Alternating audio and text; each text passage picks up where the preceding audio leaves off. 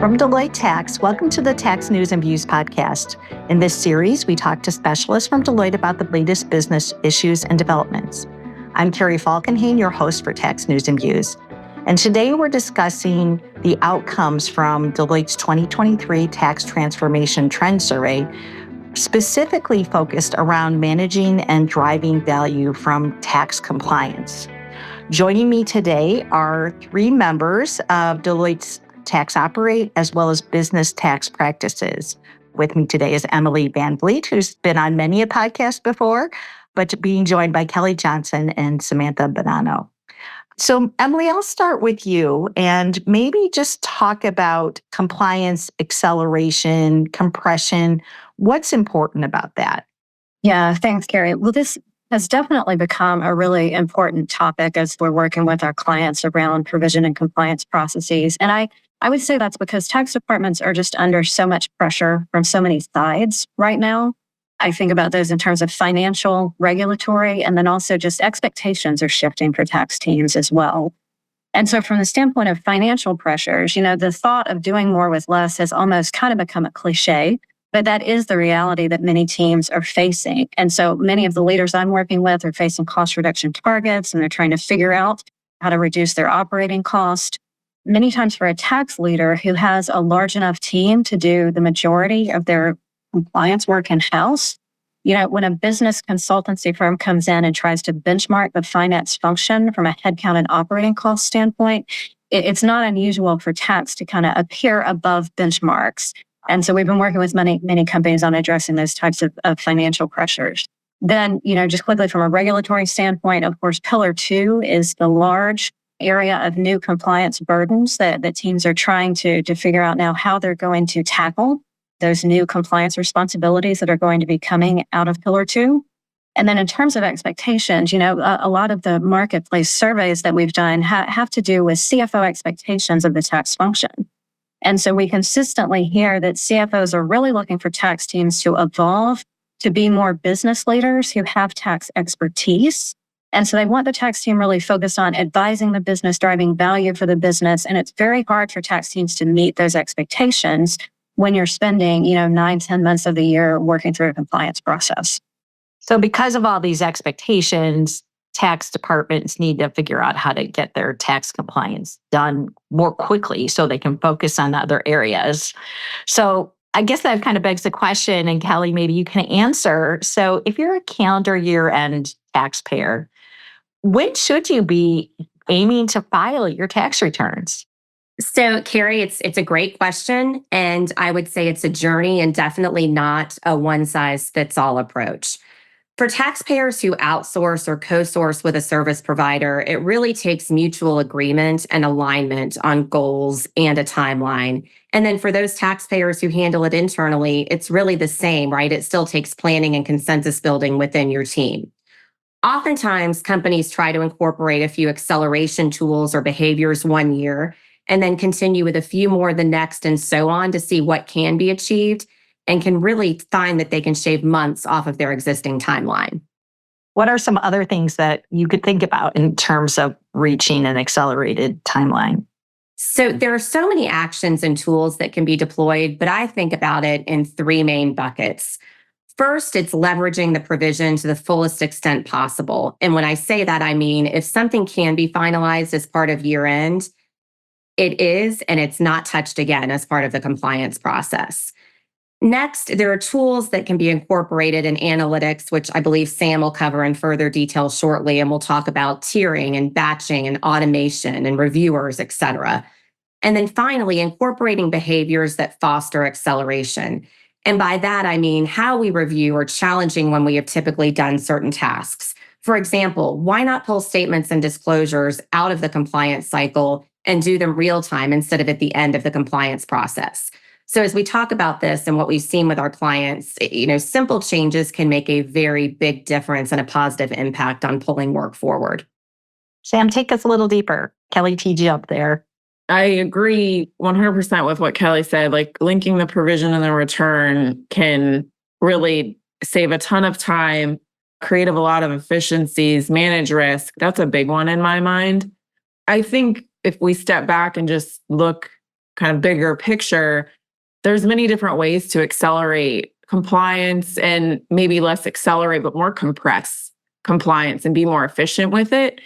But it boils down, in my mind, to two main points, which are having good data and developing a good process. To get good data, tax departments really need to work with their accounting functions, their IT functions, to get the source data that's needed, not something that's summarized, but really like the source data, and get it in a format that can be used repeatably. And once you have that data, you can then develop the good process.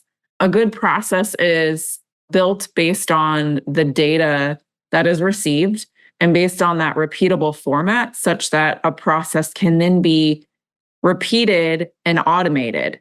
And once it's repeated and automated, you can run it, multiple times and not lose valuable time in the process.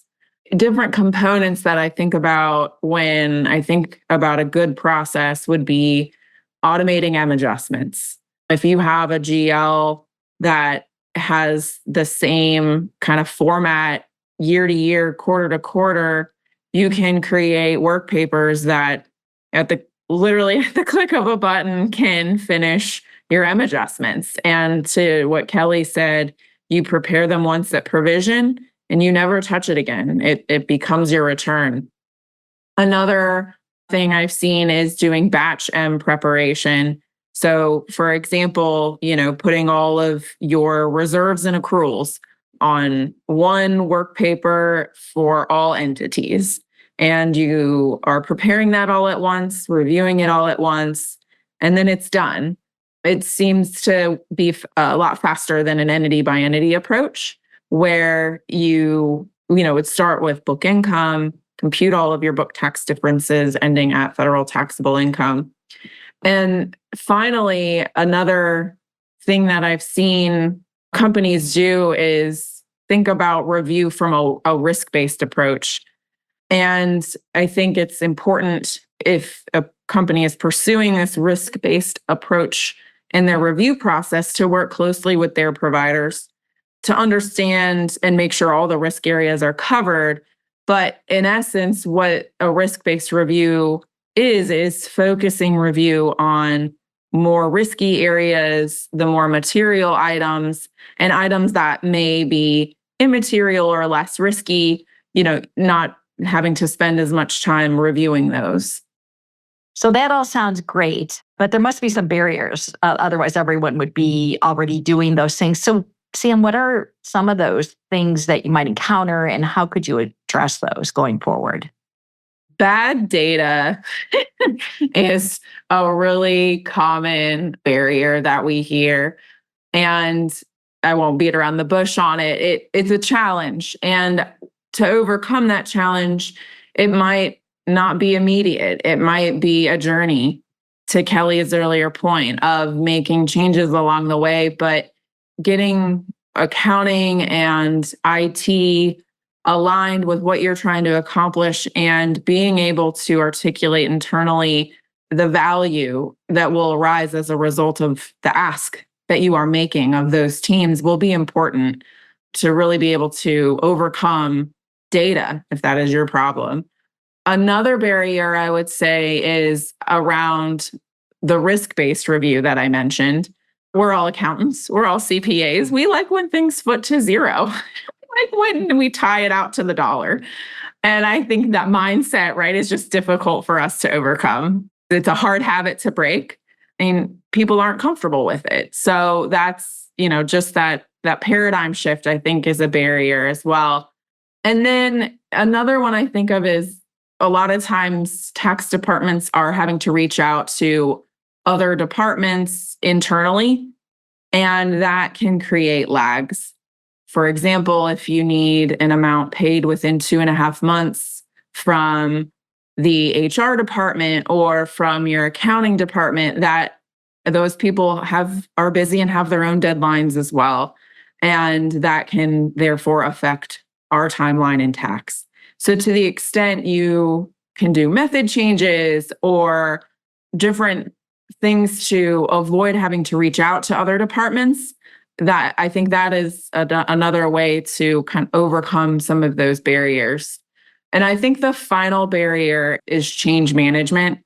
We're all creatures of habit. And, even if we have our best laid plans, it's difficult sometimes to get everyone in the tax department on board and keep the focus to what the ultimate goal is when you're making as significant of a change as can occur in some of these instances when you're compressing compliance, rebuilding processes, rethinking the way you do things. Sam, I think that's a huge point in this, right? When you think about the change management and convincing people that they can do things in a way that's better or more efficient and still produce reliable outcomes, right? And I think about an example I had in working through this with a client. And in this example, the client's international tax director became incredibly uneasy because this individual was accustomed to saying, okay, I only know that my US international tax filings are correct because I look at a PDF for each form and I make sure that all of the right things are on there, right? And it was a very big step to say, okay, you don't need to do that anymore. We're going to show you this analytic that has all of the data that's on the form. It's just going to look a little bit different. And as you described, the change management and going from individual entity tax packages to saying, okay, you're going to look now at your book tax difference for all legal entities on one schedule, right? So I think that's why we've said this a few times. It is truly a journey and you may have to make little tweaks and it's going to be a multi-year process to really optimize this and get to the place that you can be, I think, from an acceleration perspective. I want to pick up on something that was mentioned, right? And this is like leveraging your provision for the first cut of a return. I think that, going from provision to return would save a ton of time. So, Emily, what insights do you have around that? Why is that a challenge? Yeah, well, you're absolutely right. It can save a ton of time. And really a lot of the barriers that Sam just talked through apply, kind of across the board, including in this area of how can we be leveraging the provision. At the risk of us sounding a little bit like a broken record, I think that the biggest challenge, again, is data. Although on the topic of data, I really just want to encourage our listeners also that you do not have to have perfect data in order to accomplish tax automation or accomplish the acceleration and compression that we're talking about here. Very few companies have perfect data, right? And so the trick is to think about this as a journey, as we've said, automate what you can automate in terms of your M adjustments in the initial stages, but really focus on designing that end-to-end process that is going to give you a lot of efficiency, even if you can't automate, say, 75% of your M adjustments out of the gate. More specifically on provision, then, there are certainly different data sources for provision and compliance at times. We're dealing with a certain amount of forecast data in the provision process, right? And so having a process that allows you to quickly and seamlessly shift from a forecast number to an actual number, that is something that's feasible, but that does have to be an element of your process design. Timing challenges is another big one. Many tax teams believe that they have to kind of completely separate the compliance process from provision because the provision happens so fast. And so we're going to make a bunch of simplifying assumptions that we can't then rely on for the tax return. But again, the trick is really just to design that end-to-end process that allows you to refine the provision to develop the return rather than essentially starting from scratch when you get to that return process. And then finally, and this is probably another point along the lines of change management, but just the organizational silos that can exist within tax departments can also make this more difficult, right? It's not at all unusual to have a certain leader who's responsible for the provision, another leader is responsible for the federal return, another leader is responsible for the state returns. And so that type of org structure can kind of leave teams working in their own silos, which can make it harder to notice where there are potential points of overlap or natural opportunities to, say, streamline data collection and calculation so that we're only touching some of that data once. Well, this has been a great discussion. Maybe to wrap us up, could each of you share a final takeaway? I'm happy to hop in first, Carrie. And I want to pick back up on that change management point, which I agree is really important. And so a process that is as complicated and lengthy as a tax compliance process, it can kind of have its own momentum And it can also create a certain amount of inertia, right? It just feels hard to change. But at the same time, as I've listened to our conversation here, a lot of the practical suggestions that I think we have aren't points of rocket science, right? It's not extremely complex. It's really more about just approaching the compliance process with a different mindset and with a fresh mindset, and really thinking about how you can approach it with that goal of compression in mind. And so I would really encourage tax leaders to find a change agent in your team, someone who is more adapted change, can more easily kind of accommodate change and think about things with a different point of view, and then empower that person or those people to really drive the redesign of the process that needs to happen in your team. Emily, I love that. I would say that for my clients that have done this, they haven't looked back and they've continued to look for ways to further transform the process and get even better. Clients would say they feel like there's now so much more time in the system to deal with the unexpected, and they're not spending as much time living in the past to get a return done. And I think that because of the regulatory changes that you talked about on the front end, right? This is almost in some respects not a nice to have anymore. It's an imperative. And I think that there are a ton of tools and behaviors out there to facilitate it. And to piggyback off of what you said, Kelly, it can be a big lift to implement some of these changes, but my advice is to do it.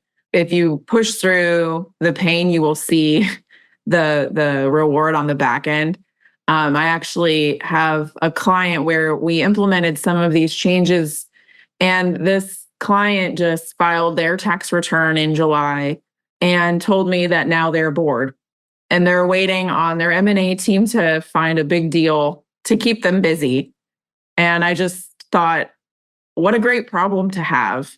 It feels like most of the time we live in the opposite, where we live in moment to moment, fire to fire. So what a great moment of relief for them. Well, thank you all for this great discussion. Lots to think about, and whether our audience finds themselves in the throes of the current compliance season, or if they're past it, maybe reflecting on what they would change for next year, because it sounds like there's a lot of planning required to effectuate change. So really appreciate the discussion. If our audience wants some more information, I'd encourage you to go take a look at that 2023 Tax Transformation Trend Survey. You can just search on Deloitte.com for it, and you can see a complete copy of the survey, which talks about a lot of other tax transformation topics in addition to what we talked about today. You could also reach out to any of our speakers on LinkedIn. But thank you so much for listening in. I hope you're able to join us next time.